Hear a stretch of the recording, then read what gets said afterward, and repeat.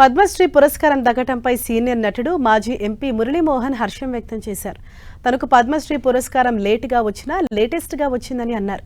ఇంత మంచి అవార్డునిచ్చిన కేంద్ర ప్రభుత్వానికి ఏపీ సీఎం చంద్రబాబుకు ధన్యవాదాలు తెలిపారు. పద్మశ్రీ అవార్డు అందుకున్న తర్వాత ప్రెస్ మీట్ పెట్టి చెబుతానంటూ మురళీమోహన్ ఓ వీడియో విడుదల చేశారు.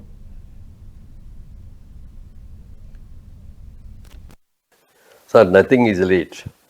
ఇట్ ఈస్ లేట్గా వచ్చిన లేటెస్ట్గా వచ్చిందండి అని చెప్పి, ఎందుకంటే అన్నీ మనం అనుకున్నప్పుడే రావు. తర్వాత ఏదైనా చెట్టుకు పండుగ చూసి కోసుకుందాం అన్నప్పుడు దొరికితే దాని అందం అప్పుడుతోటే పోద్ది.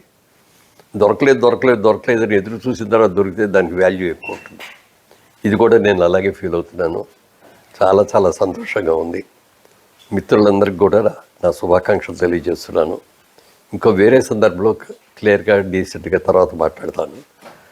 ఇంత మంచి అవార్డు వచ్చినందుకు ఇచ్చినటువంటి నరేంద్ర మోడీ గారికి, ప్రధానమంత్రి నరేంద్ర మోడీ గారికి, అలాగే ఆంధ్రప్రదేశ్ ముఖ్యమంత్రి చంద్రబాబు నాయుడు గారికి, తెలంగాణ రాష్ట్ర ముఖ్యమంత్రి రేవంత్ రెడ్డి గారికి, అలాగే మా చలనచిత్ర పరిశ్రమలో ఉన్న అందరి ప్రముఖులకి, అందరి సహకారంతో, అలాగే అందరి పాత్రికేయ మిత్రులతోటి వాళ్ళందరికీ కూడా నా హృదయపూర్వకంగా నా శుభాకాంక్షలు తెలియజేస్తున్నాను.